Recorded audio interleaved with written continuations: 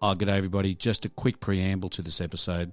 It's an interview with the Australian rock legend Rob Younger, singer, producer, performer, who's had an expansive career over his time in Australia. He was, of course, the singer for the legendary rock band Radio Birdman and, of course, the near-Encyclopedics. It's quite a long interview, which we have decided to split over 2 episodes. Also, just a quick note that we had a few technical issues and the levels can get a little bit variable at times. But look, hang on tight, listen, and you'll be greatly rewarded. On with the show. Telling tales of our beliefs that we grew up with, so we can share it with you. The eyes we saw, the music we bought, the way you can't do anymore. Music from the 70s onwards, so crank it up, let's set the tone. It's modern music, it's the life we own. Take it away, Zappa. Well, welcome to another exciting episode of Mick and the Fat Man. Mick, I've got a new tune, as you can hear. What do you think of that one? Oh, dear. I can think of at least 6 bands that are going to sue us for copyright theft there. It's fantastic. It's a beautiful, beautiful rendition of our theme song, and it's got a bit of a link to today's show.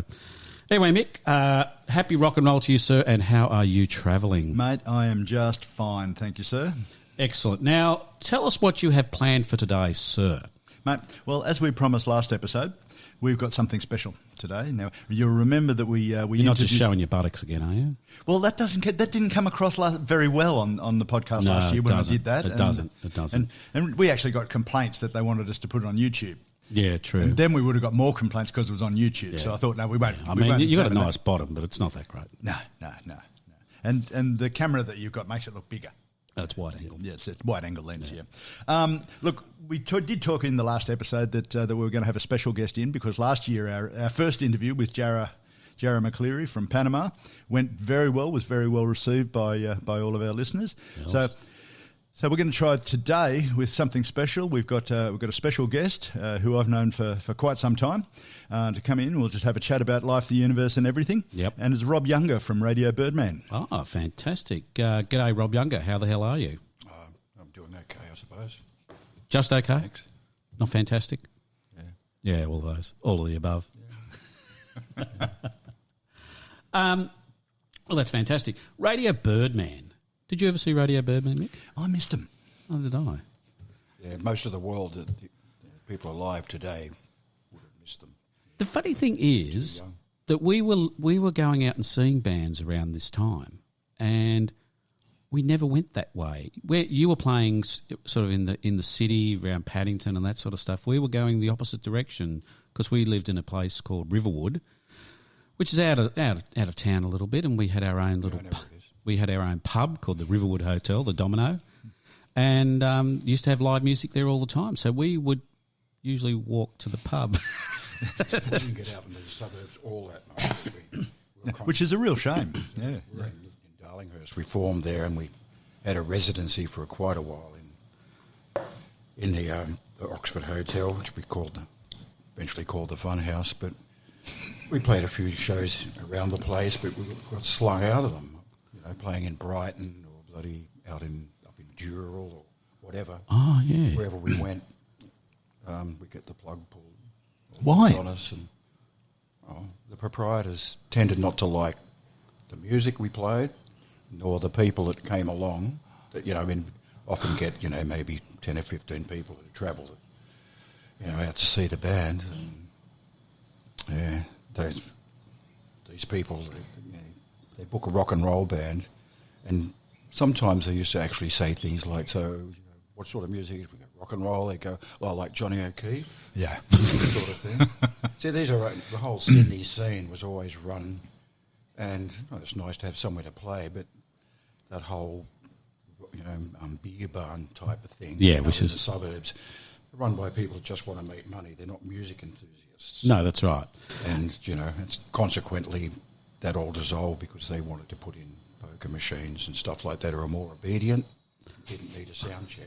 And I guess that's the era we grew up with, the beer barns. So we would go to Carrying Bar Inn, Sundowners at Punch Bowl. the Sundowner, the Three Swallows. Played the Sundown later on in the piece with Iggy Pop once, I think. That's Punch Bowl, right? Yeah.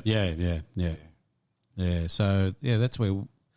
And Paddington, because if you remember, I was saying the other day, Mick, that on a Thursday afternoon paper used to have the gig guide, and there used to be a lot of music on, and there used to be there'd be like 2 or 3 pages of what's going to be on over the weekend, which obviously would be like a very short note in a paper today if we actually had an afternoon paper. But it was a massive gig guide, and we didn't go very far for our music because we didn't have to, I think. I'm not sure. There was a lot of bands around, and you could play virtually every night if you were popular enough to be able to swing it. Interestingly, there aren't a lot of bands around anymore, are there? Like as in bands. Well, I don't really know. There are, I think. I think I'm out of the picture. If I lived in the city, I'd know a lot more about the band scene. I know there aren't. It isn't quite the same. No, it's not the same beast. I think as people get older, that they drift away from the scene, so they think that everybody has, and that there aren't young people coming through. Yeah, but it's not really true. Well, interesting. We interviewed my next door neighbour, in fact, last year, who was a fellow by the name of Jarrah McCleary, he is the band Panama, which is sort of dance music. I don't know, what do you call it? You call it cry dance. Oh, Sorry? This guy that lives next door, he basically makes his money. He makes money off Spotify, believe it or not, quite a lot, and also overseas and different streaming services and stuff like that. And he writes music in his garage, produces it himself, and then has a record company that actually publishes it for him.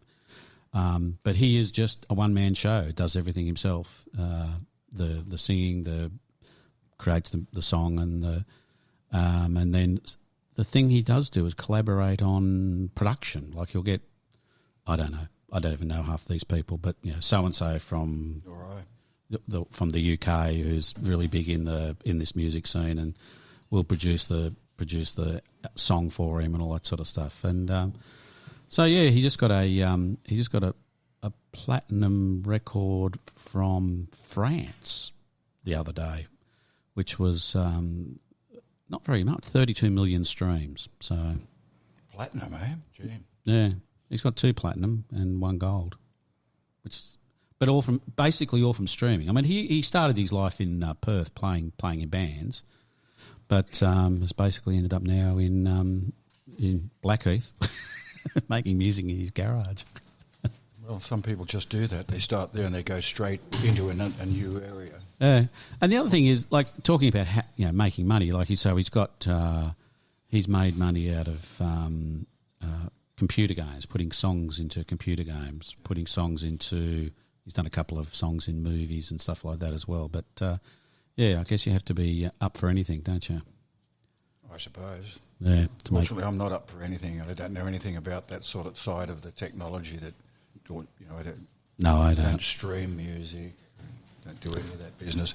You mentioned Spotify. They don't even pay you a decent royalty for using your music, so fuck them. Yeah, but as I said, that's how he makes his money. So, I mean, I don't know how much they pay you, but I mean, if you're getting 1 billion streams like in one of the big bands, well, you're obviously making money out of Spotify, aren't you? But if you're just a small band, you're making nothing.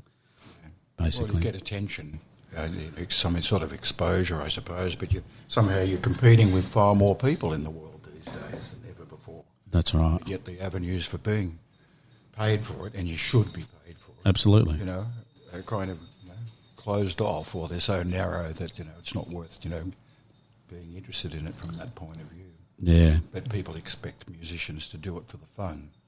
That's the conceit behind that. Is it don't they love their music? Isn't that what they're all about? They've got to go down to Coles as well and get ripped off. That's right. It's not just Coles.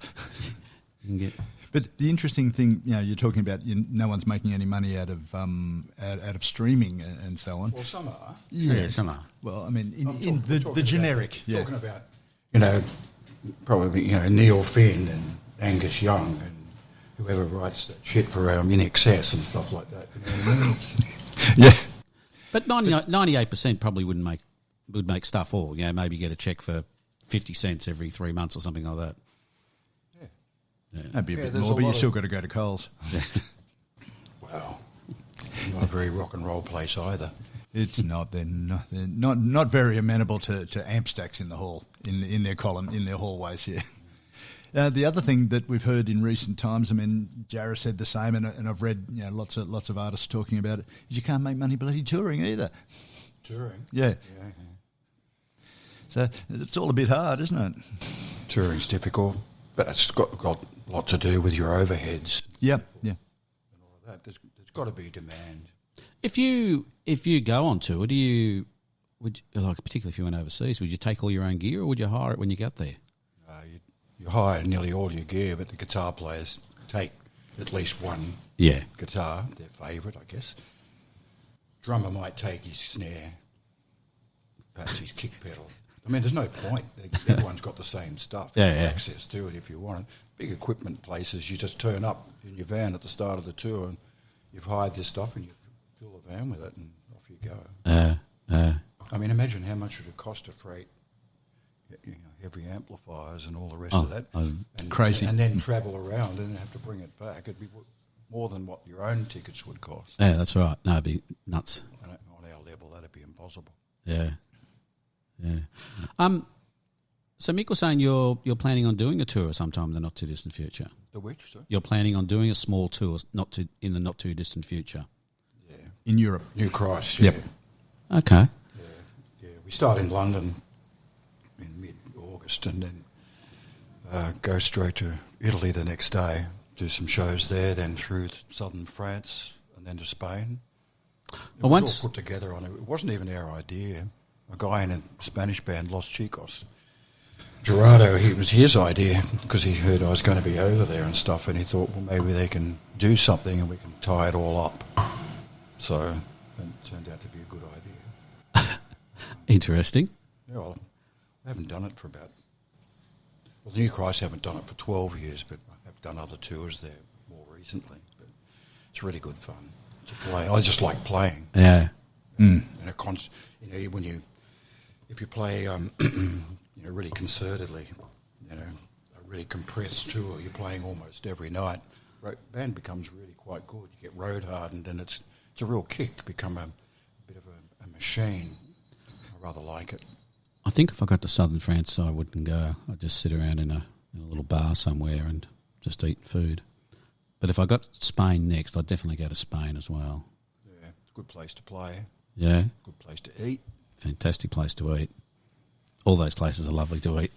My Spanish was a bit better. A lot better, actually. But you are going to England, so you can kick off with some really shit food before you... English is not that good either.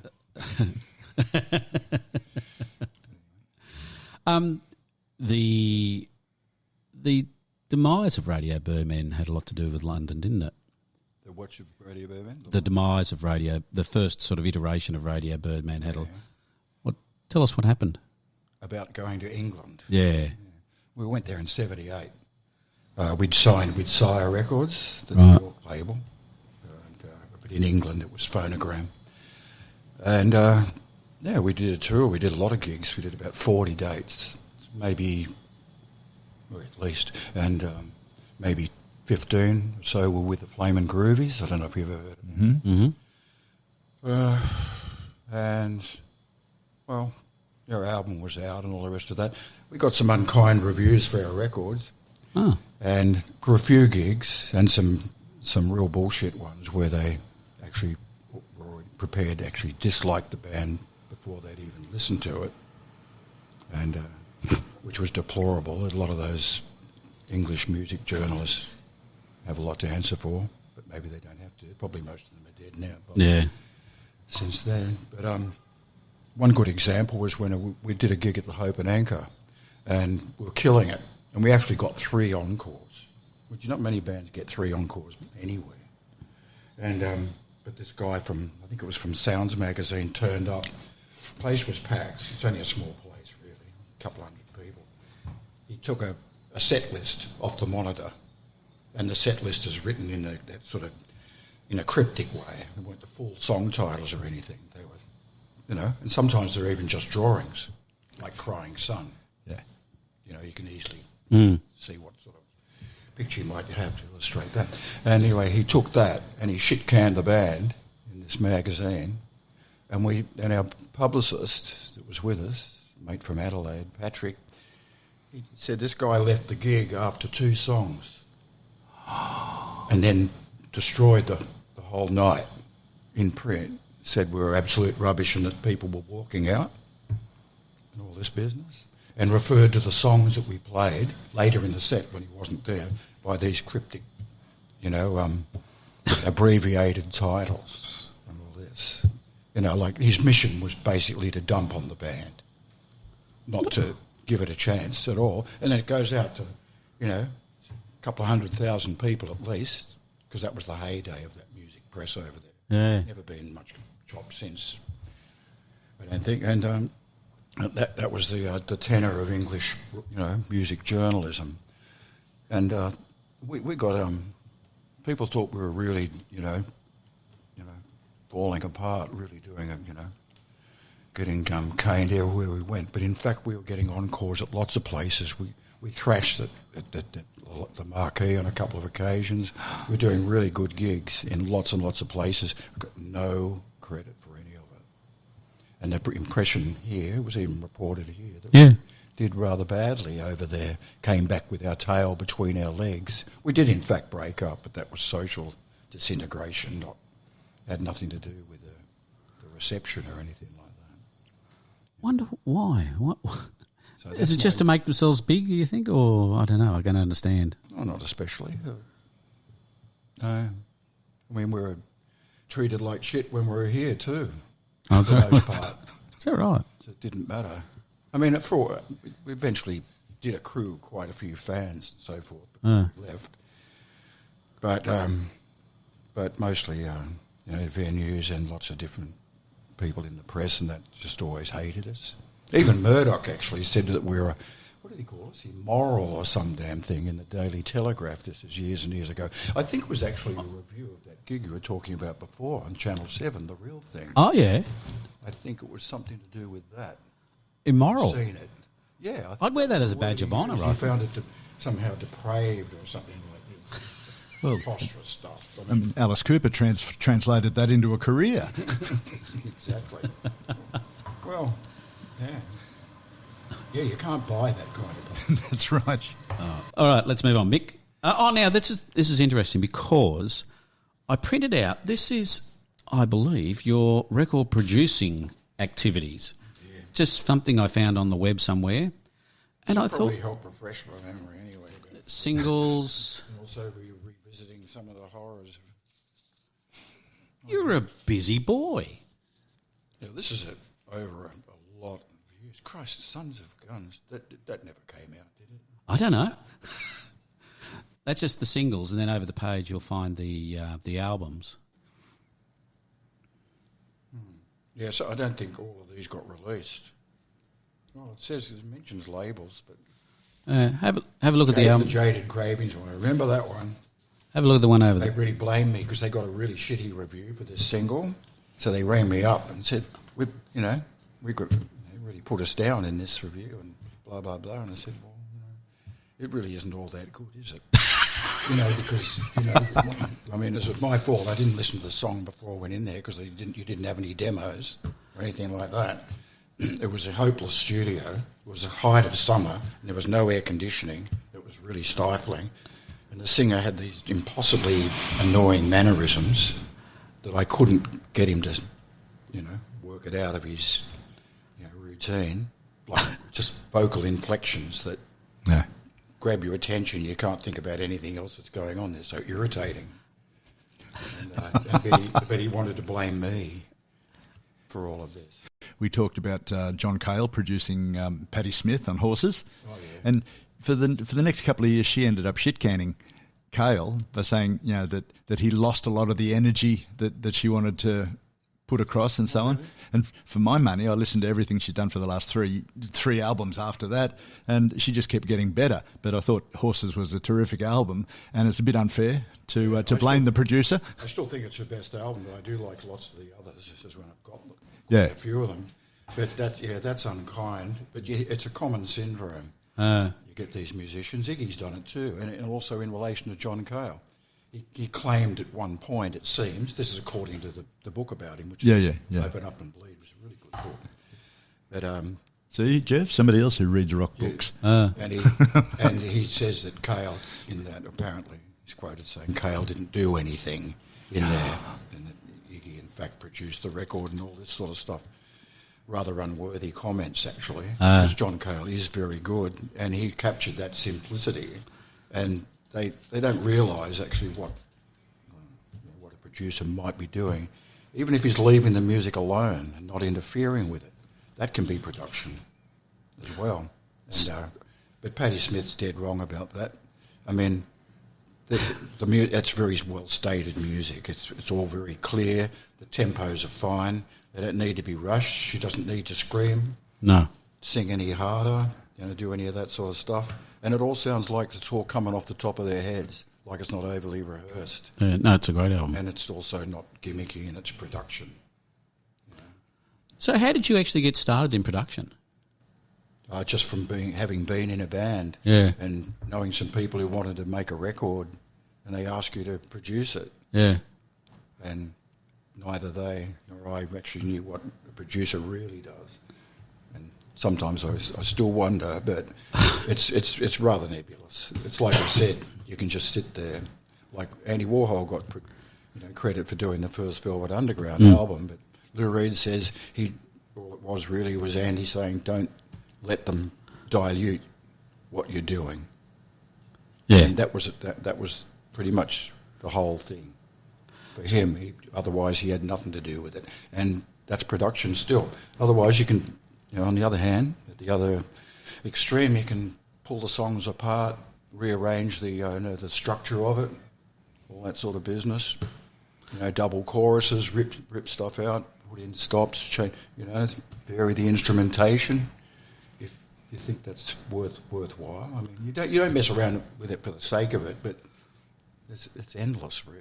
And everything in between all of that. Probably another album that does pretty much what you're talking about there was Broken English by Marianne Faithfull, which started off as her comeback album, very Marianne Faithfull style, but it wasn't topical for the late 70s that it was. So the producer came in and put that electronic that krautrock sort of thing over the top, which made it a blast. But she liked that? She did, yeah. It's a good album. It's a wonderful album, but that's taking a more active role in becoming a member of the band. Well, yeah, it is to some degree. I mean, it's something occurs to you. You just get an idea based on what you're hearing. It's quite a spontaneous thing, and if you're confident enough, you can run with it. And if the band is, the artist will let you do that, have enough faith in you, then. And it might work out. Sometimes it's not the right way to go. You don't really know. It's rather hit or miss. But good producers generally get a pretty decent result. You talked about Patti Smith. I read an interview with, was it Jimmy Iovine? Yeah. I think he did Easter, perhaps. Yes, I think he did Easter, After it, Wave, something like that. Which I really like Wave, yeah. But anyway... But he was just, he was talking about he wanted to get him on the radio. So he just put in a few little touches, like, lovely, like that synth, that ascending synth thing on one of the songs, Frederick, I think it was. Okay. So, that sort of thing. Like, it's not a thing that they would have ever done live, but they inserted it there, and it just brings out some sort of magical coloration that really sets the scene. Yeah. It's beautiful. I can hear a lot of bands going, no fucking way that's going on the record. Yeah. Because it didn't sound like the group, but I could understand why he did it, and it did get on the radio. Yeah. It wasn't that song, it was something else, like Dancing Barefoot, but I think it was that one. Yeah. She was actively against any strings on horses, and Cale had used strings, through the first half of the 70s extremely well, with stuff. And then you listen to Wave, and it's got that not necessarily a string orchestra or anything, but that feel of strings through a lot of the songs on it. Yeah, well, it might be Todd Rundgren, I'm not sure about on that one. But whoever, I mean, it's just whatever works, whatever sounds good. And there are no hard and fast rules about it, Most of the stuff I've done, you couldn't afford a string section or something unless they have mates, But a lot of bands go, we've got friends that are a horn section. We want them to play on a couple of songs, And that can be good. Although in my experience, they often don't rehearse well enough. Yeah. And then you go in and they spend hours putting the bloody part together, and you only got 2 days to hold the whole record anyway. But that's another story. I was listening to The Plunderers that you produced, which I didn't know The Plunderers per se, but I was listening to, what was the name of the album? Banana Smoothie. Smoothie. It's a great album. That's I really enjoyed it. That's a mini album, I think, or something, isn't it? The Plunderers are really talented. It's a really good album. No, there's 14 songs on it. Oh, is there? Yes. You did it. Congratulations. Well, I didn't do that record. Didn't you? It says you did. I did some of it. Oh, right. Oh, you did some. I think it's compiled stuff. Must have done the good bits. Yeah, that's right. Yeah, I think the bits... Let's not dig that. The best bits you did, I'm pretty sure. Yeah, well, let me see. I don't remember. But, I did some singles and an EP and all that. They're really good songwriters. They had a couple of great songwriters, great vocalists, and weren't scared to try anything. They're doing things like covers of Groovers in the Heart, along with real amped up acid rock and God knows what. They're really... And I even heard a little bit of orchestral sort of sound in there as well in one of their songs. You've got to be careful with that orchestra, mate. Well, I've got records that got orchestration on there. They're rock bands that used orchestration. Yeah. What about the Manic Street Preachers album, Everything Must Go?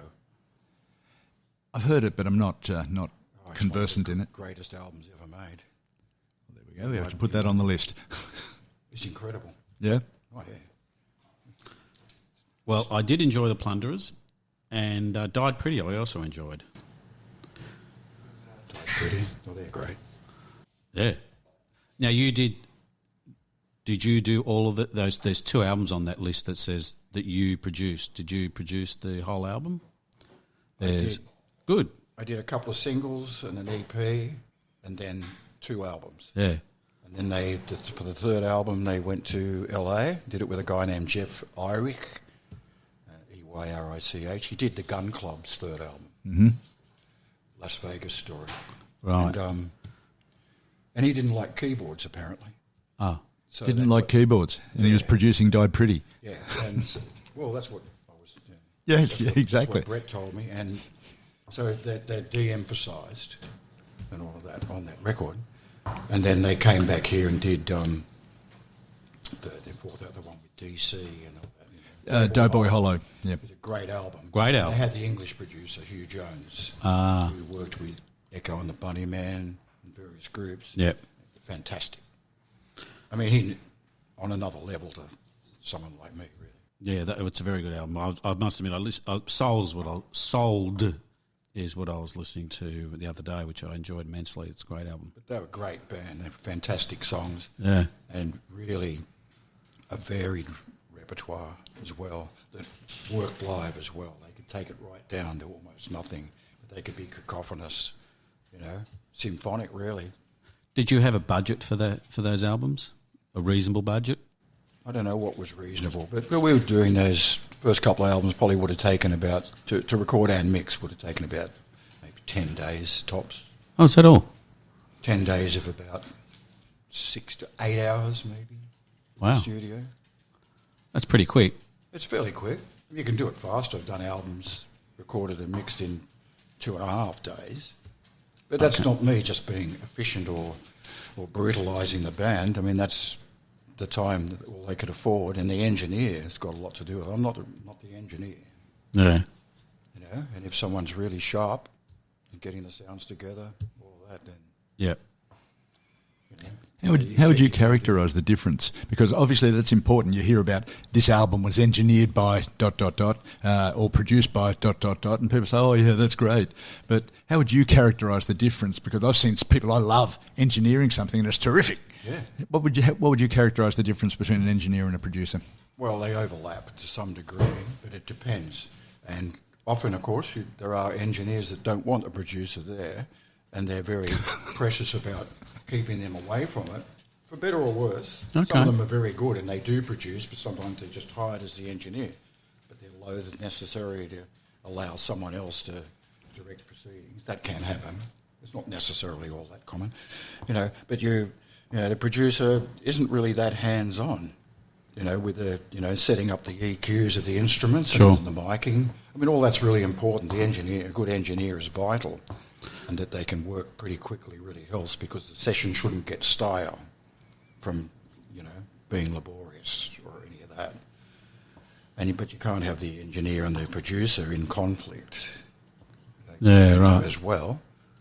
And of course the band, sometimes the main writer in the band has a really strong opinion about how things should be, and they can be quite resistant. Some bands are really, really quite open to any idea. But when bands do their first recordings, generally, you can see it all the way through music history, they're pretty basic. They don't go for it. They don't sort of overly adorn the music with, other instrumentation or any of that stuff. They keep it raw. Yeah. And usually that's not a bad idea. I mean, you mentioned horses, that's a good example of it. Yeah, so I'm always interested in see what the snare drum's going to sound like in an album. People are obsessed with the bloody snares. I worked in the studio once. We were doing a hard-on single. Yeah. And there was a band. Who was it? It was a big band, like Dragon, or I don't say it was, but it might have been some band on that level. They were down the hall. This is 301 in Castle Race at the EMI studio. They took 5 days to get the drums. All I heard actually was the snare. I don't even know if they got to the kick or the rest of it. We did the record and mixed it, and we were out of there, and I had to go back and to the mastering and get it cut quite quickly, and I was still working on the same shit at the end of the week. The band wasn't even there, except for the drummer just whacking away. Maybe it wasn't even the drummer, actually. It might have been a roadie, whatever, because you don't really need to be able to play to do that. And I hope the snare sounded good. So I digress, but yeah, that people are obsessed, especially in the 80s, with the big gated reverb sound. Yeah. On the snare. Yeah. If you had that, then your record was great. Forget all the rest of it. That's what it was all about. You identify that period of rock often from that snare sound. Yeah. Oh, thanks, Phil Collins. Yeah, yeah, he did it. Well, that whole gated thing. But what people don't realise, as you would well know, is that that's from the '60s, from Jimmy Page's stuff. That gated but not recording. Like that. I mean, you can what's the difference? You can do those things. Yeah, but this was just on the snare or whatever. Plus, it had to for some reason had to dominate the sound. And of course, if you do that, you can't actually. A drummer has got an expansive style. Can't really, like, say, going back a ways, but, like Keith Moon, Mitch Mitchell from Jimi Hendrix's band, who are quite busy. Yep, they're really nailing it, but their playing's complex. It wouldn't have ever worked. No, it's true. So they just would have walked out and said, fuck this. I mean, and so drum machines came in because of the rigidity. The idea that the snare was the most important thing, and it's not actually, it's the kick.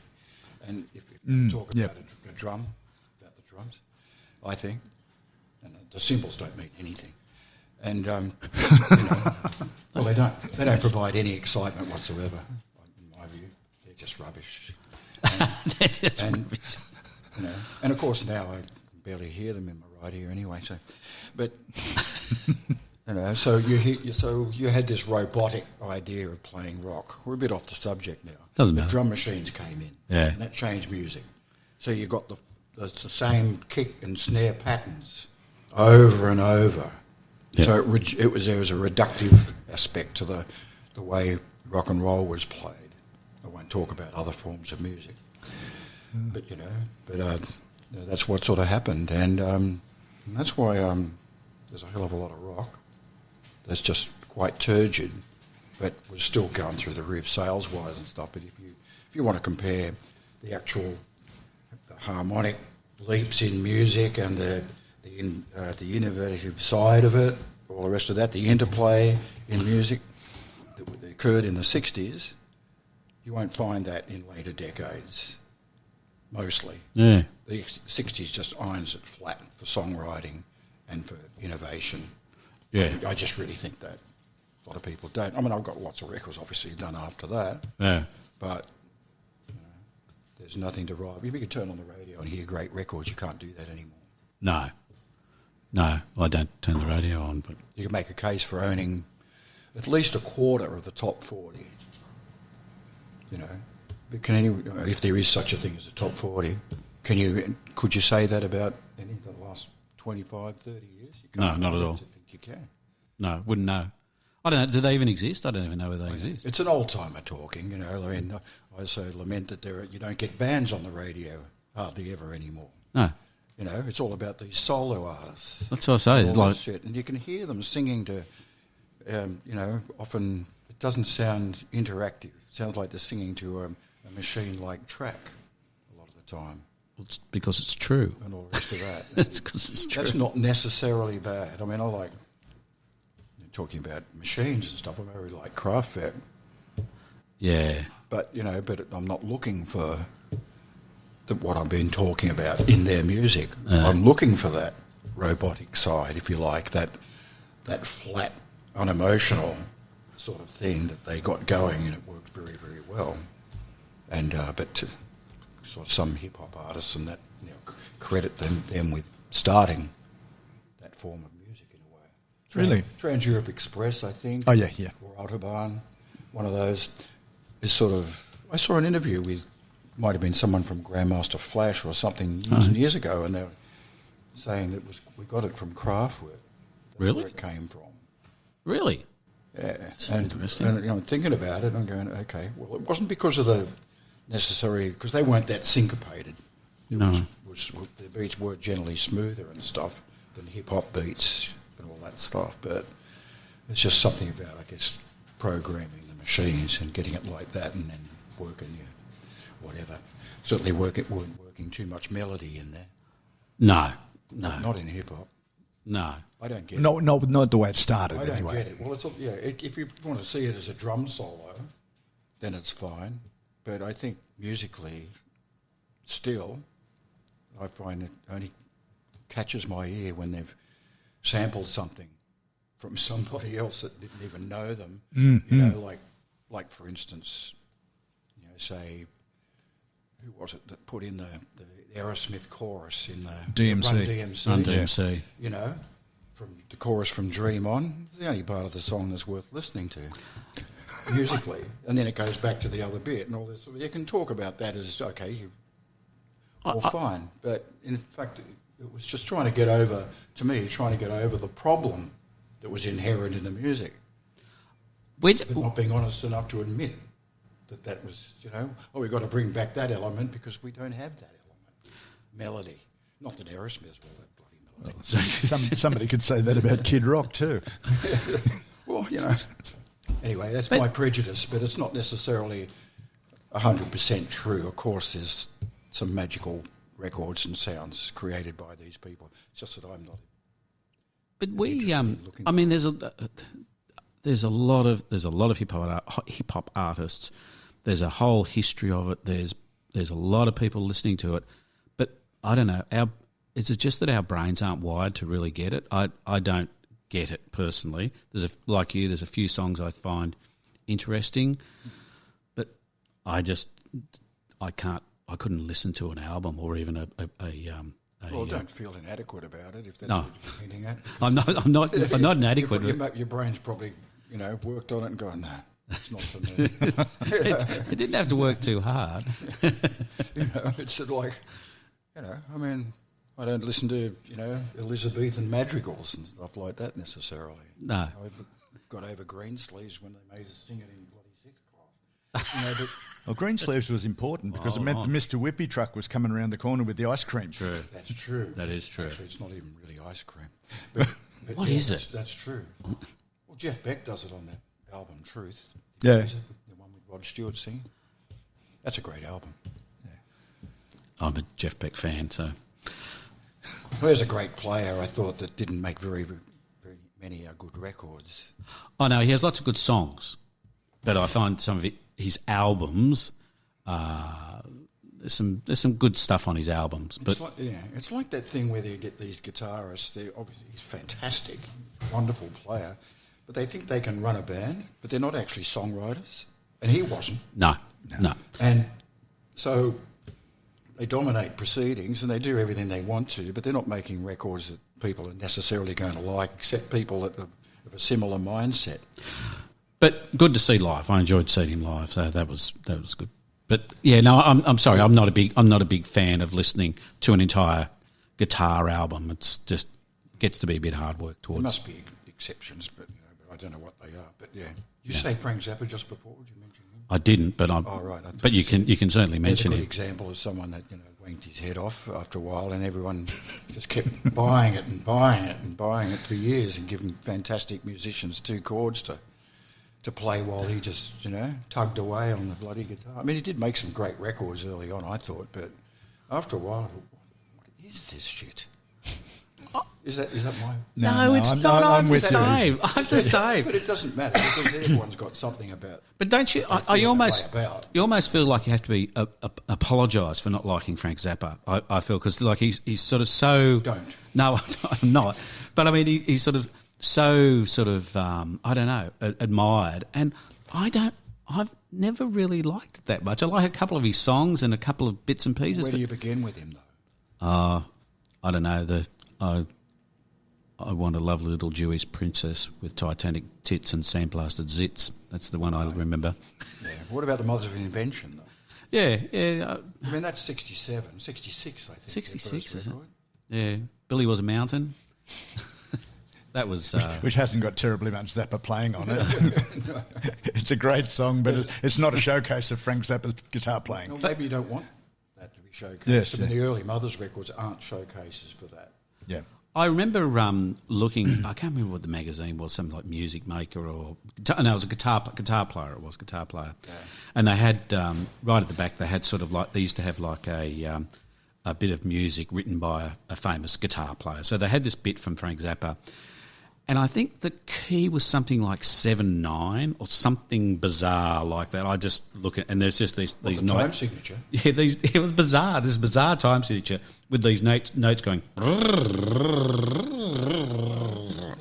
It sounds, and if you don't like it, but of course, some time signatures can kind of throw you. Yeah, but it looked like a total wank to me. You grow up listening to the most common one, like 4/4. Yeah, sure. And all the rest of that, and 2/4 and 8/4 and shit. When you start breaking up the bars and they're shifting erratically, still maybe in a pattern, but nonetheless, rather erratically. I mean, you might not be trained for that, but I don't know. Most of the stuff I've liked would never enter that realm anyway. No, I pop and rock music mostly. Yeah. And I really prefer to have a good tune. No, without doubt. So that's not one thing. I mean, to me, that's one thing. To another person, maybe another thing. But there's a lot of energy as well involved in a beautiful sequence of notes. I think the best part about Frank Zappa was when he came to Australia and played with Norman Gunston, and Norman did the theme from the ABC tune while he was playing. Yeah, well, that was good. Yeah, it was funny. Well, Frank Zappa obviously enjoyed the perversity of the idea as well. Because I think he went and did a couple of concerts with him. Yeah. Or a couple of songs in a couple of concerts around. Despite the fact that his whole shtick was taking the piss, he was a bloody good harp player. Oh, is he? Yeah. I don't know if he really was. If he was ever good or not. But he really was. I remember seeing it, but I don't remember. It was like, I thought he sounded, he's a harmonica player, sounded more like a kazoo or something. He was a very good kazoo player too. But if you go back to the old Credit where it's due. the old Auntie Jack days, there used to be musical items on that show where he used to play the harp. Oh, did he? And he used to I play never very watched well. it much. I saw a couple. But Yeah. For some reason, It I don't was, know why. Must have been doing something else. That yeah, you're breathing or something. I don't know. Yeah. It was. Talking about these sort of great, if somewhat erratic guitar players and musicians who are really talented, how do you see the difference? Live shows are often seen as the opportunity for an artist to stretch out, right, and do things. How do you see the balance between having a song, like you've mentioned to me in conversation, Johnny Marr's live version of How Soon Is Now that you've heard, which I've only heard it twice. well, that's fine. I loved it. Yeah, I know. It was a great song, and he's playing on the original. He probably wrote the music.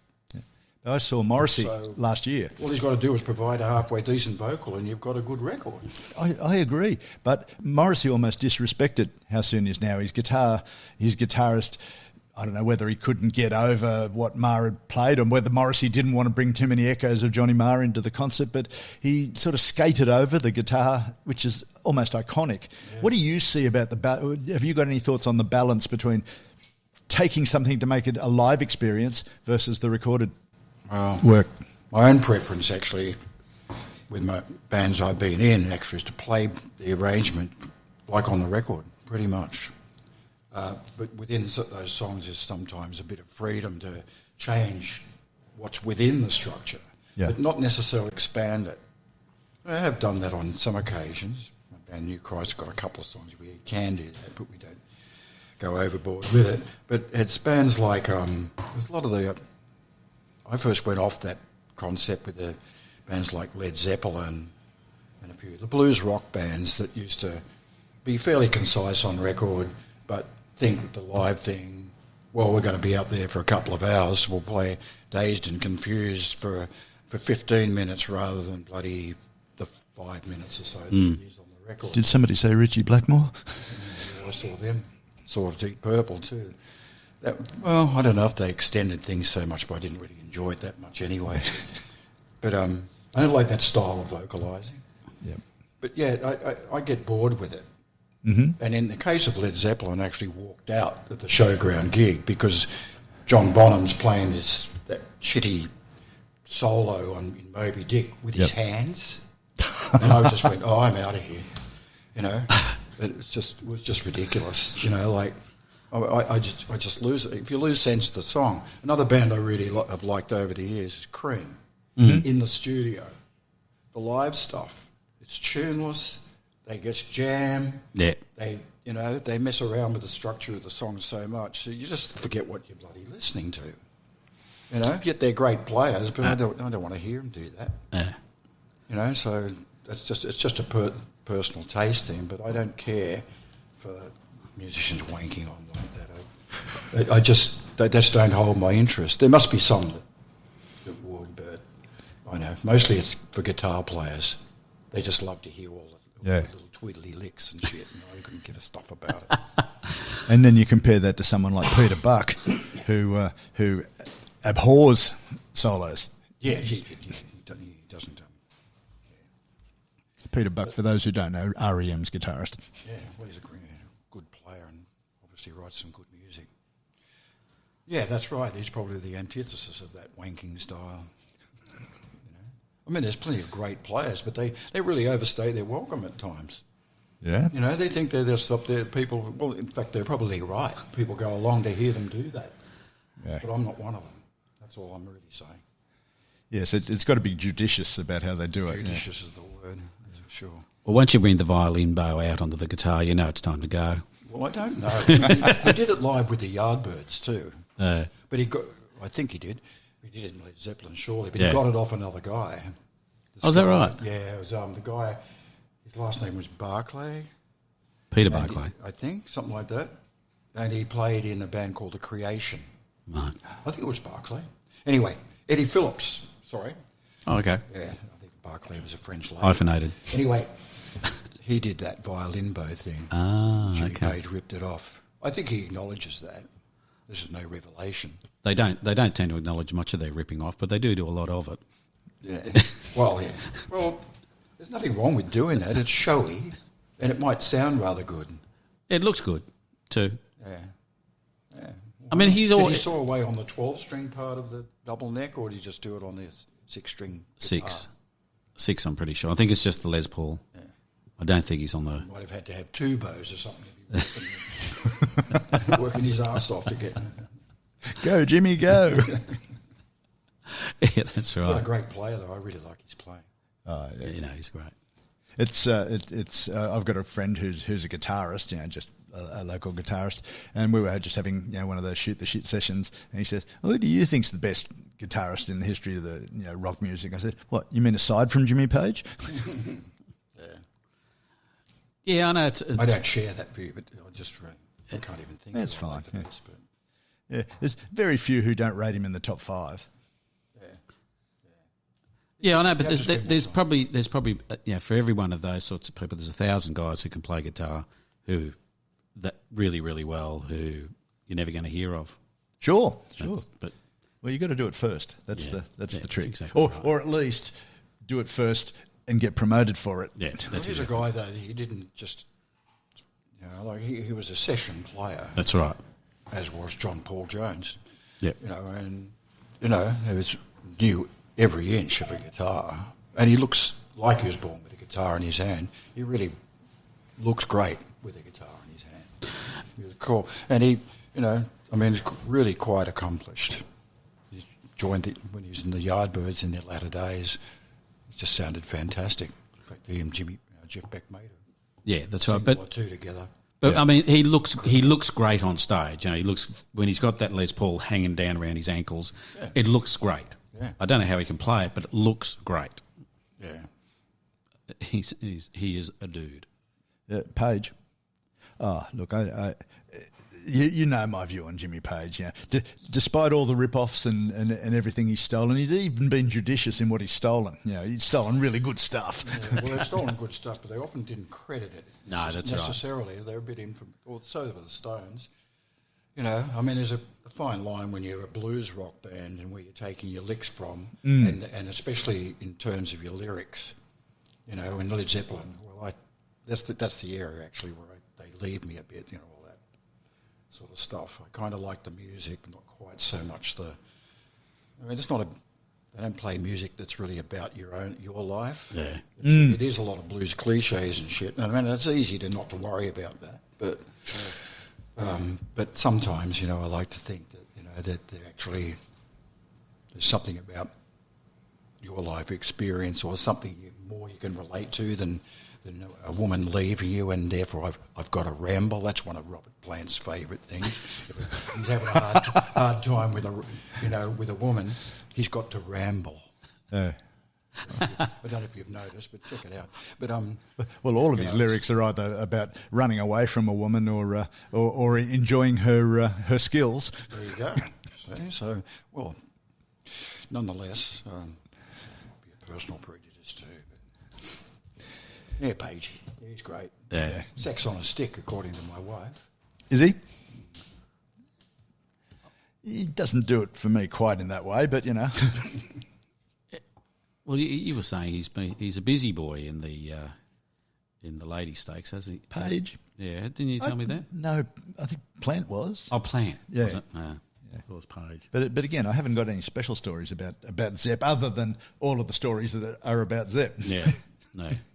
What's your experience in that? Obviously, you've got a rock temptation. You've been with your wife for about 1,000 years. And she's lovely. I've met her and had a chat with her a couple of times. But what's your experience with people in the industry, sort of playing and taking up some of the obvious temptations and things? Is it just musicians, or is that just the human condition? It is the human condition. It's just that musicians somehow more in that milieu where they'd be more likely to occur. Well, you're talking about drugs and sex and stuff like that. Yeah. Yeah, there's all of that. And then the focus is therefore put on that, and it's often expected, a certain type of behaviour as well. But it just gets into the area of, of cliche, really. As in, I can't trust him, he's never had a groupie. Well, some people just simply aren't prepossessing, at all, and groupies don't want to have a bar of them. But generally, a bloke in a popular band. Yeah. Can't speak for women in a popular band, but a bloke in a popular band, like they're unlikely to get a root unless they are in a band. So, that's one way of going about it. I think that was a perfect segue from Led Zeppelin to getting a root in a band. Well, yeah. So now I've got to ask you. I was listening to the first Radio Birdman album, and the song "Man with a Golden Helmet." Yeah, there's no, to be pedantic, there's no "the." Oh, it's named after the Rembrandt painting. It's man with golden helmet. With golden helmet. It just, for me, it sounded very Doors-like. Is that where it came from, or is it something totally different? Am I talking through my arse? Deliberately so. I think it's the keyboard. Yeah, that's right. And Pip's solo and stuff. Yes. Gives it that sort of touch. And maybe the vocal style is in that mid-range. It's not belted out. But it just sort of sits in the middle of the album there, providing a juxtaposition. Yeah. Well, Light and Shade. But, there's a couple of slow songs, and Love Kills another one. Yeah. And that's also been called Doorsy. Dennis wrote that with a schoolmate of his who had the phrase "man with golden helmet drinks water from a faucet." I think this guy, Steve Campbell, his name was. Dennis was 14, and so he wrote the song then. Ah, okay. And played it, probably embryonic versions of it in bands prior to Radio Birdman. I can't recall him doing that, but he saw one of those groups. But so that was one of his oldest songs. It's fine. That's Doors. Like we liked the Doors. We used to cover a few of their songs. Yeah, right. But it's an interesting song. I just sort of thought, oh wow, where's that come from? Yeah, well, it wasn't like let's write a Doors. No, or sure, something like that. But Dennis liked the Doors. Yeah, I liked them and so forth. And they really get a caning because of Jim Morrison's lyrical pretensions and all that sort of stuff. But I'd forgive him for that because a lot of other people write some really dreadful tripe. Not necessarily in the same style, but they get away with it. Like Robert Plant with his rambling. Rambling. But that at least you wrote some decent tunes. One thing that people never mention about the Doors is that, as far as I know anyway, I think they did rehearse for maybe 18 months before they did that first album, but he'd never been in a band before, and he'd never tried to write songs. And his first vocals, the first thing you ever hear, certainly the first track on the album, which is what? Break On Through? Oh, yeah. Something like that on the first album. But they had a couple of singles. But Break On Through was the first one, so it stiffed out probably. That's really quite accomplished. It's good playing, it's well produced, it's a cool song. Yeah. And then there was Light My Fire. Yeah. That's all written by Robbie Krieger, the guitar player, and Jim Morrison didn't write the words to that either, apparently. Well, look, Morrison was lucky. I've never been a Morrison fan. I appreciate many of the great songs of the Doors, but Morrison would have been just another Year 12 failed poetry writer if it wasn't for Manzarek and Krieger. I don't totally agree with that, but I think that, like I said, he's copped a backlash. He's been re-evaluated so many times over the years and really gets a caning for the most part. Yeah. But I'm sure that there were a lot of people, and probably most of the Doors repertoire, there was nobody saying, this is the tune you've got to sing. This happens with a lot of singers. And this happened to me too. You're given, someone else in the band has written a song, written the chords, all of that, and then it's given to you to write the words. And you write the words and you make up the melody yourself. But you're getting credit mainly just for the words. And you didn't, but you've actually made a tune. And it's the tune that makes the bloody song stick. True. Sure. And I remember reading a quote from Morrison, actually, which I quite agree with. And he said that he thought that music was one of the highest forms of art, especially things like rock music and pop and stuff, because it's got a melody that you can take away with you, and you always remember the song and the lyric because it's got a tune. Yes. It's similar to that idea about, well, in Fahrenheit 451, read the book with them, seen Yeah, the yeah, movie, yeah. they burn them. But in the end, they've got these people who become the books, and they just walk around in the forest reciting the book because it's the only form in which it exists, because it's stuck in their head. It would have been a lot easier to learn that, to remember the book if it had been sung to a tune. Yes. It's amazing how prophetic Bradbury's writing was or is. Yeah. They're in America. They're banning books still. Oh yeah. And it's accelerating. Yeah, of course. Well, It will make them smarter because then they can concentrate on the Bible.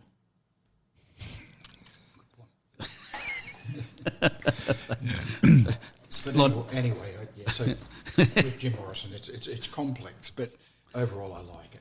Yeah, and Morrison's a very divisive sort of person. Has been. Well, imagine what a side he would have been hanging around. He's pissed all the time. Oh yeah. I mean, drunks are a pain in the arse.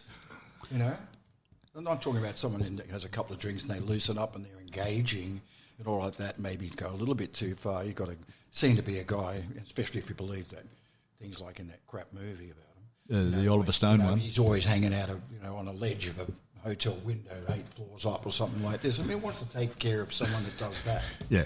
Let him go. Exactly. But I liked them. I liked them when I was from the age of about 17, and I still got.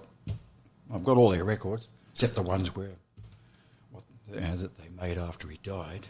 Oh yeah. Oh, and I must say I couldn't stomach American Prayer much.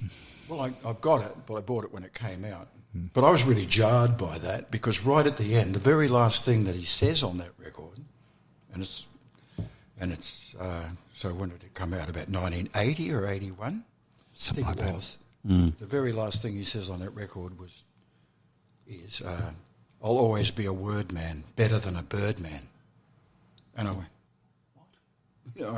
Got me because of the bird man. Yeah, of course, yeah. And I thought, Jesus, it was like a secret message.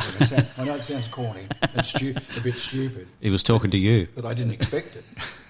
And I thought, But I didn't walk away thinking, Morrison was speaking to me, and because I'm not predisposed to that kind of thinking, that leap of.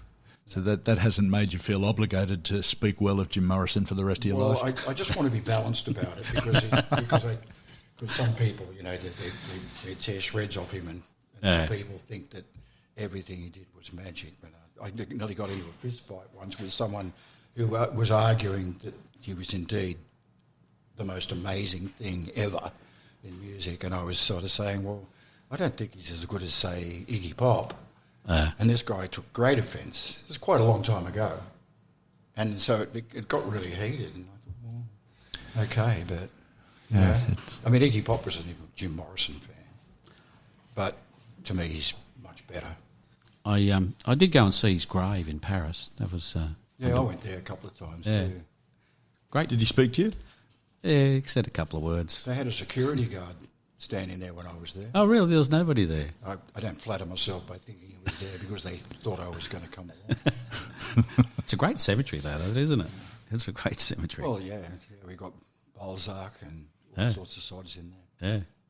Oscar Wilde. Oscar Wilde. Did you see it? It's all covered in lipstick. I know. Kisses. It's got glass around it now, so you can't kiss it. Yeah, the second time I went there. Yeah. The first time when everybody was still kissing it when I was there, the same. But yeah, it is a great cemetery. But it was, I found it was sort of quite difficult to find the grave in the first. It's just got sort of stuck around the corner, this sort of thing, isn't it? Sort of down the hip, a little bit down there, and it's quite dark. And, it's sort of, and a lot of the graves around him because they're old, a lot older than his one too, and the stones are kicked over and all of that. And it's sort of not overly. It's sort of it's nothing. It's a sort of a fairly something to go and see on a rock tour. Yeah. I've got a mate in England great guy, my mate Steve, and he takes me to various places where famous things were done by rock Oh, yeah. musicians. Of course, a lot of these places they're not the same building even anymore. Yeah. It might have been where the Stones recorded, Beggars Banquet, or the spot where Mark Bolan hit the tree and died. Oh, right.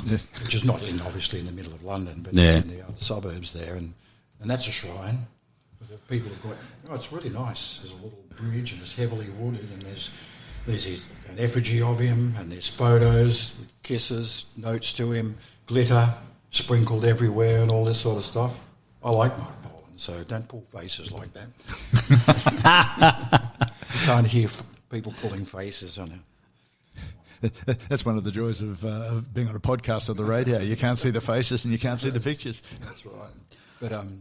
But you know, there's two. It's like that. And Jim Morrison's grave is another one of those. But all sorts of stuff. A flat where Dusty Springfield lived even would be of interest to me. Is that right? Well, she'd mean more to me than Jim Morrison would. Is that right? Oh yeah. Why? But anything doesn't matter. Uh. Where Jimi Hendrix was.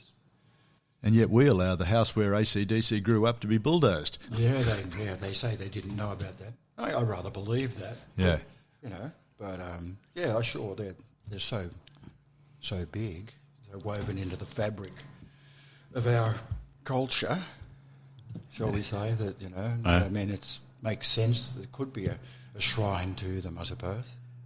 I'm not a fan, but There is the can understand it. There's his grave in Perth, isn't there? I think.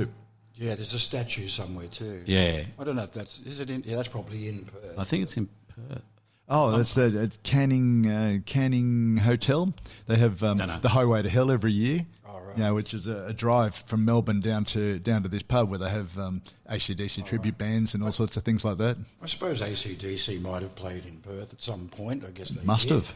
But they're not obviously from there. But No. a lot of people think they're from Melbourne because of that film clip on the flatbed truck going down.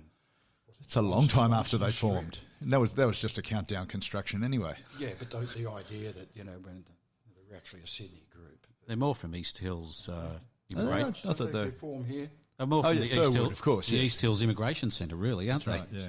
Yeah, but there was... Villawood. Anyway, it doesn't really matter. No, was it East Hills? The one at Villawood I thought it was on East Hills. on the road between No, no, the one I know. Pere and Parramatta. I know what you mean. Yeah. Yeah, Villawood. Yeah. Yeah. Anyway, because that's where the Easybeats? Easybeats came from, wasn't it? Yeah, I think there's some... Well, the two of them. Well, yeah, that's the George Young George, connection, the Young family, and it was mostly the Young family, I think. Well, given that AC/DC is half the Young Yeah, family it's as on well. Yeah. Yeah, but it was mostly the Young family. Yeah, well, yeah. George Young, he was fabulous. Yeah. He wrote such great music. Really good. Did you ever see him in the studio? See George Young in the studio? Oh, no. I'd like to have seen him operating Yeah. in there.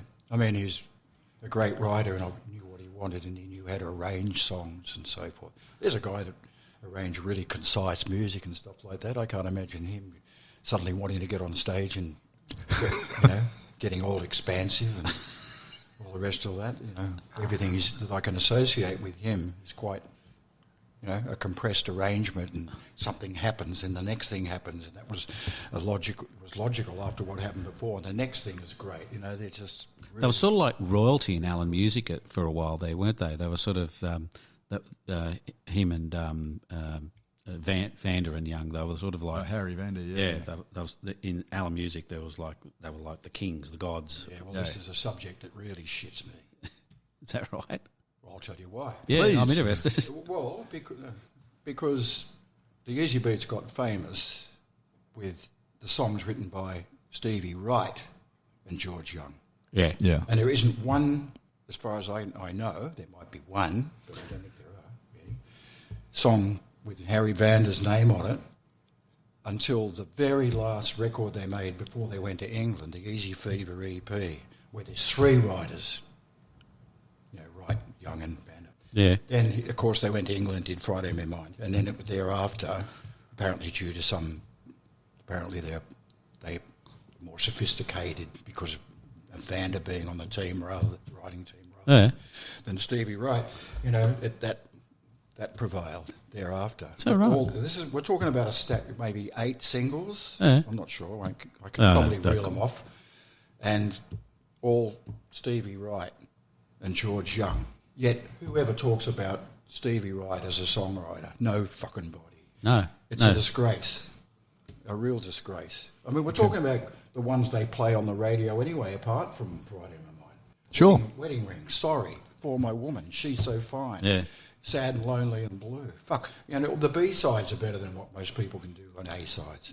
They had album tracks that would have been hit singles, but they couldn't put them all on singles. You know what I mean? Like, they're just really great writers. And all of this stuff is Stevie Wright and George Young. And then, of course, they were great after that as well. But I just deplore that lack of credit and the way it's just been, you know... It's interesting. ...diverted away from the guy. I don't know, it's because of his, you know, those checkered, you know, your reputation. Later. But that's later, though, isn't erratic it? behaviour or whatever. But, you know, that means nothing anyway. Well, what do people care about that? But that's sort of most like... people in music, they're lauded because of their excesses. Yeah. Oh, yeah, they drink a bottle, you know, 2 bottles of vodka every day. Oh, wow. How brilliant is that? Which vodka, man? I mean, alcohol. Yeah. Anyway. So, from the way you're talking, you don't drink? I do drink, but I don't drink to excess. I mean, I have a period of, like everyone else that used to know, we go out and get pissed, you know, seeing bands and shit like that, but I just didn't particularly like hanging around with drunks, and I didn't like getting too drunk. Yeah. Because I didn't feel very good. It suits some people, and they can still they can remain quite pleasant.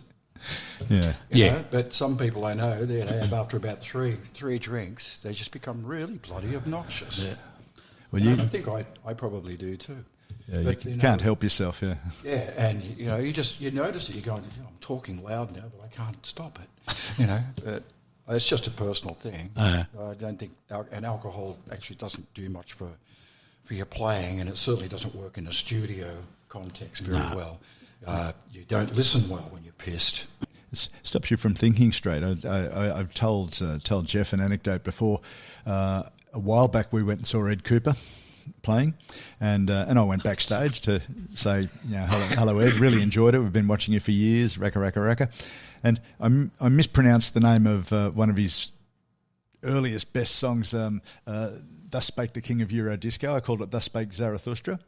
And he corrected me, not once, but twice in the same conversation. And you only made the faux pas once? No, I did it again after being corrected.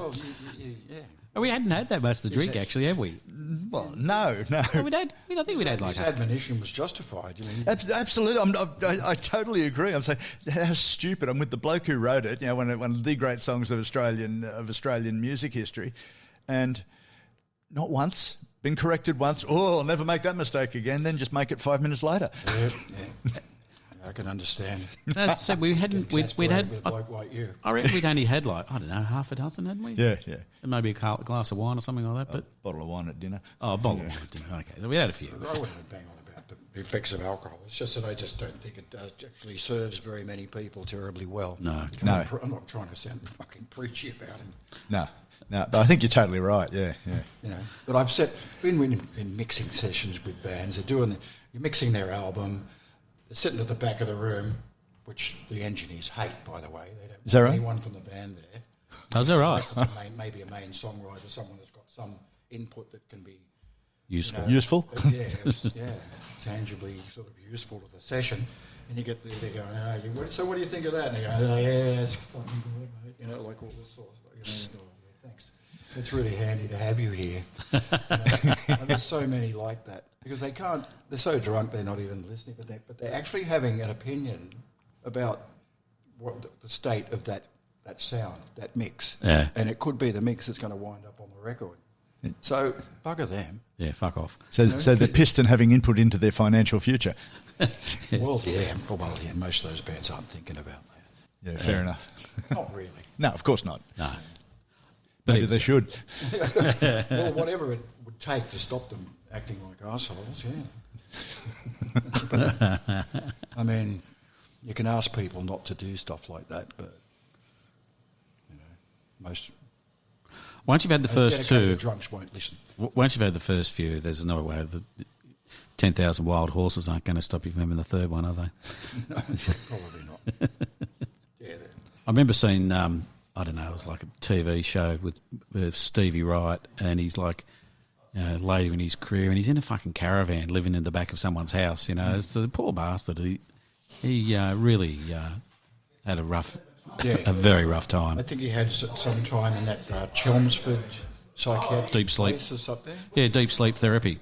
Yeah, well, that was... And that was all. It turned out not to really be. But that damaged quite a few people, apparently. I think he did 2 sessions there, actually. Yeah, I don't really know much about all of that, but you know, okay. So he got into drugs and had some problems. Mm. So yeah, but I don't know that he harmed other people. Or did No, I anything. don't think so. I don't think so. You know, I think him as actually a great performer Mm. and a songwriter and all of that, and happy to credit him with that. Yeah. You know, I'm not going to put the guy down for anything. No, he. But that Chelmsford thing, the concept behind it was that you would withdraw from your drug addiction whilst under anaesthetic. So they would anaesthetise everybody, like as in like almost a general anaesthetic, but not totally. And you would withdraw while you're under anaesthetic. So you would wake up and and that could be a week. Sounds nice in theory. But the problem was, I used to be a nurse years ago, and I actually knew someone who worked there once, and she said it was just the weirdest thing because all these people are just unconscious, and they're not actually being fed or anything like that. They're being turned so they don't get pressure areas, but there was no real treatment, and there was no real treatment after you finish. Like, good luck, well done, see you, mate, see you, good luck. There was no real follow up about how you're going to give up the lifestyle and all those other things, as opposed to just be off the drug, and that's half the problem. So yeah, it was a bullshit treatment overall. And what a on shame. the face of it, it sounded all right. Conceptually, yeah, but lack of any research. And the guy who ran the whole thing was deregistered, I think, at some point later in his career. Yeah. And he only just narrowly avoided judicial punishment. Yeah, but the thing is, though, it wasn't just him; it was the whole clinic that was dodgy, and and he was protected, and there's a whole lot of bullshit in there. So anyway, very sad ending for the fellow. Yeah, well, he at least created a lasting body of work. He did. You know, really. Yeah, no, it's great. So much of it. He was unarguably one of the greatest bands that we've ever had. Oh, without doubt. And the music still sounds really quite fresh. It does. No, I agree. Great band. Now, music's so wonderful and makes everybody so happy. Why did they call you lot surly? Surly? Yeah. Oh, we were deliberately cooperative early on. I mean, we're just straight talking. I found this book. Oh, yeah? And it says this... the Oxford Hotel peers across Taylor Square in Darlinghurst. In the mid-1970s, before Oxford Street was transformed into a gay community, the Oxford was a ramshackle, nondescript pub whose clientele was hard drinkers, winos, workers and art students from East Sydney Tech, which occupied the colonial-era jail across the road. The first floor bar was a tiny stage in the wedge which jutted out over Taylor Square, and it was used infrequently by garage bands. There was a bar at the back of the dark room which sold only cans of KB, although you could get Mandrax. Yeah, they sold Mandrax over the bar. When it was the Oxford, that wasn't always the Oxford Hotel. And then it became the Fun House and the barmaid that worked there. And then it says, Radio Birdman were, to those outside their circle, a surly bunch. two medical students, an animator, a merchant marine, and a teenager with an attitude, and a happily unemployed singer with blonde hair down to his waist. Well, there was a teenager in the band, but that wasn't me. Yeah. But, well, surly's not much. No, it's nice. You know, it's hardly damning criticism. No. I don't even find it. I think it to be criticism. No, I don't think it is criticism. I don't think it is criticism. I think it's just accurate description. There you go. I'm rocking back on my heels all defensively, and there's no need for it. I don't think so. I think it's being nice. Yeah. Well, I don't know if it's that either. But yeah, I mean, we made a point of just saying that we didn't like anything else much around the place and all of that to separate us from, like to promote an insularity that made the scene that we're in look quite separate from whatever else was going on. Yeah, right. We were actually conscious of that, of doing that. And then we even had it sounds shitty now, but we had a manifesto that we put on a leaflet or something about, or in an ad for bands and stuff, and advertising the Funhouse, and it had like dress restrictions, don't wear this and don't wear that, and if you're into Led Zeppelin and Black Sabbath or something, don't bother. This type of stuff. Now, Excellent. Now, there was some, within that, it was really just to say whatever's really popular at the moment is just not what we're into. Yeah. So, I mean, you take it with a grain of salt. But it's been thrown back at us because of all that sort of thing. In fact, I think I wrote it. I don't think anyone else even saw it. So it's kind of stupid. But it does reflect the idea that we wanted a scene that was unto ourselves. And we ran the Funhouse. Our manager, George, and myself, we booked the bands that played there when we couldn't play there. If we had to gig out of town, we had to. It was only open on Friday and Saturday, I think, for bands. And we'd have to hire a band to take our place. So we tried to get a band in there that we thought were decent. Yeah, right. And all of that, but it wasn't always possible.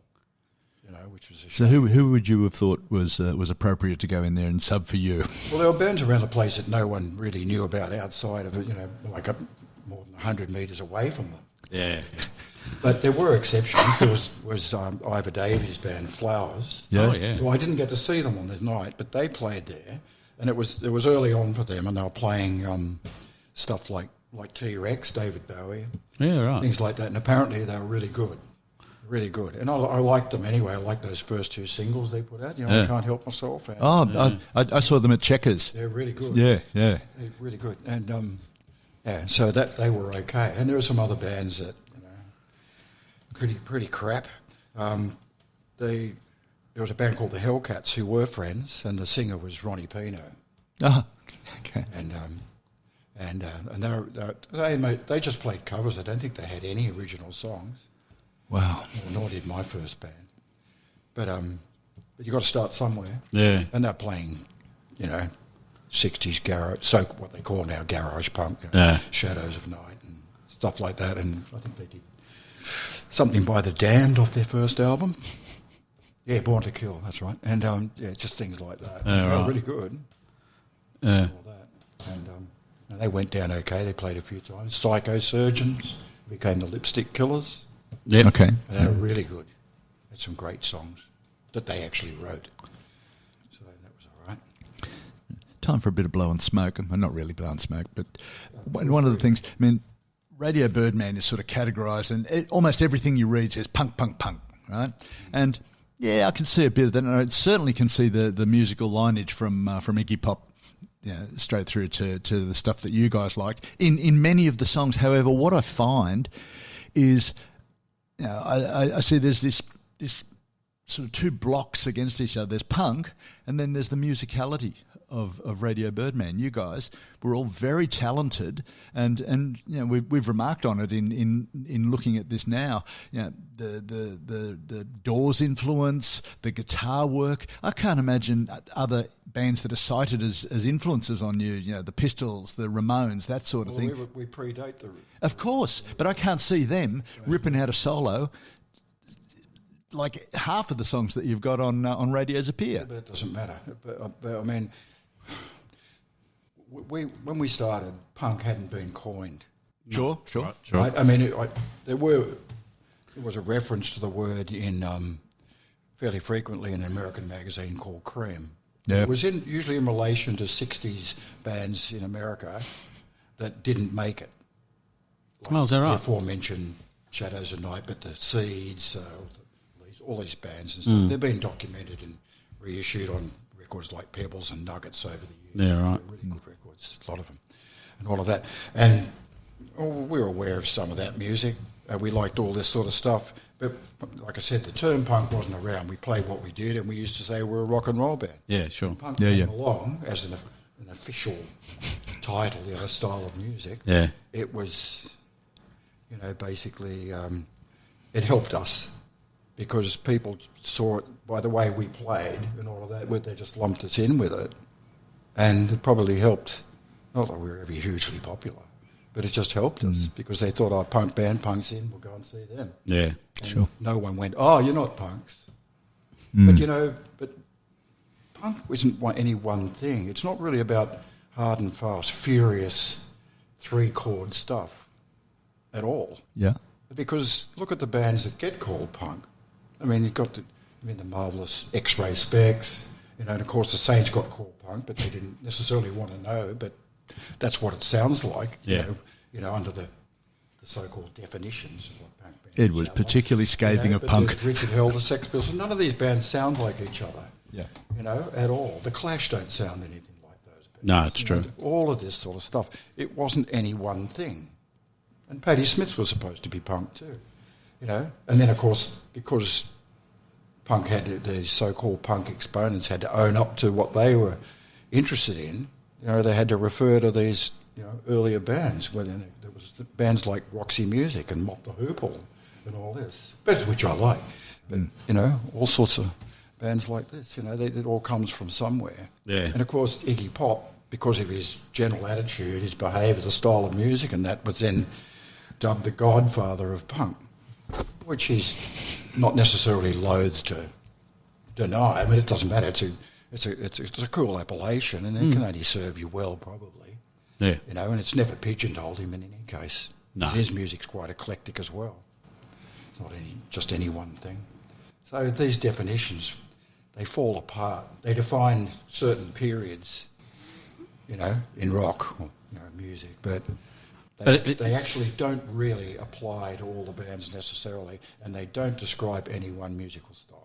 And if you're a record maker or record label, it would be fine in that particular period to label as many bands as you can punk because it's the latest thing. So let's stick as many bands as we can under that label and make a bit more money out of it, hopefully. Yeah. Well, but I wouldn't automatically just draw that distinction, that conclusion that we can make more money going that way. I don't know too many people. I've never known people sort of going, I play music. I joined a band. I started a group, so I want to make some money. Play this style of music because that's a popular style of music that might make them money. I never hear anyone say stuff like that. No, I was thinking more of the record companies as opposed to the bands. Well, that's their business, though. Yeah. That's understandable. Yeah. They sink in a bit of money. Of course, the contracts and things that they offer and all the rest of that, and recouping money that the band, a lot of people think that the band actually gets, so they just go back to the record company. Anyway. Yeah. It's still the case. I mean, the people that make the music and write it, usually make bugger all. Yeah. Yeah, that's right. So, do you still get a royalty check every now and again? I get stuff from Amcos. Yeah, right. A lot of people do. I get paper printouts of it. I can see my, the odd spin through Spotify and stuff like that, and you see the royalty against a particular song. Okay. 0.01 cent for a spin. Yeah. That's Yeah, I know. Yeah. That's how expansive their royalty setup is. That's how much they'll allow you. You think, how many spins do you think you're going to get before you can make any money out of that sort of shit? Oh, you got to have millions and millions. It's just ridiculous. Well, there you go, ladies and gentlemen. If you want to make Rob Younger happy, get onto Spotify as soon as you finish this episode and just put Radio Birdman or the New Christs or anything else that Rob's done just on constant rotation for 24 hours for a whole week, and we'll see how that alters the check. Yeah, that'd be about $25 worth. Yeah, it would be.